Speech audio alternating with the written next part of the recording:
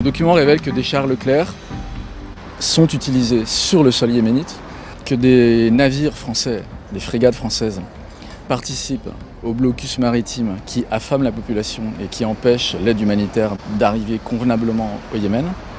Et enfin que les canons français, les canons César, eux positionnés, c'est vrai, du côté saoudien de la frontière, ils bombardent sur des zones civiles. Ce qui fait mentir évidemment toute la communication gouvernementale sur l'usage qu'on fait des armes françaises au Yémen.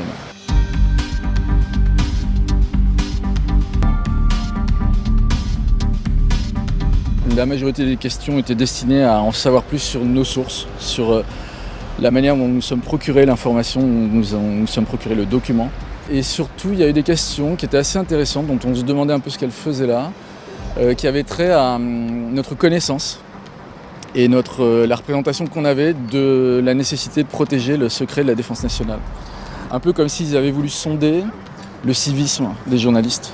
Ils ont terminé par une question qui ressemblait à une question de baccalauréat, passionnante, mais à laquelle il n'y avait pas lieu de répondre.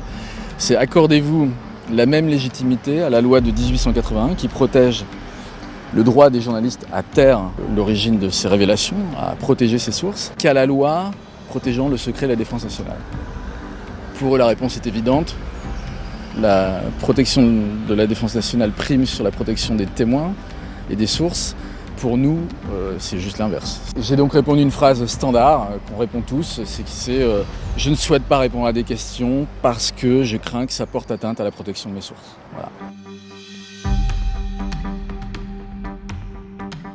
C'est une manière donc de mettre un peu de pression sur les sources, de faire entendre aux sources qu'ils iront très loin. Enfin, ils convoqueront tous les journalistes qui ont révélé l'information.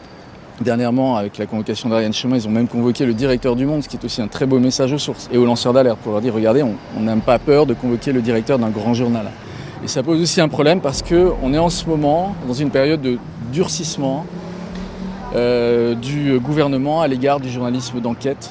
Il y a beaucoup d'exemples. Il y a eu récemment donc le vote sur la loi de secret des affaires, la loi sur les fake news qu'a voulu voter le gouvernement, qui est une loi qui vise finalement à définir ce qu'est la vérité, non pas par les lecteurs et par ceux qui produisent l'information, mais plutôt par l'État. C'est complètement inédit. On n'a jamais connu ça avant. On n'a pas connu ça sous le gouvernement précédent, ni sous le gouvernement d'avant. Enfin, cela, c'est vraiment nouveau. On sent un durcissement.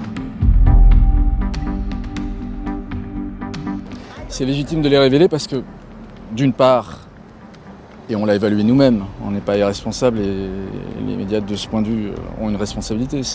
On ne divulgue pas d'informations qui peuvent mettre des vies en danger. Ça, c'est clair. Ce document ne met aucune vie en danger.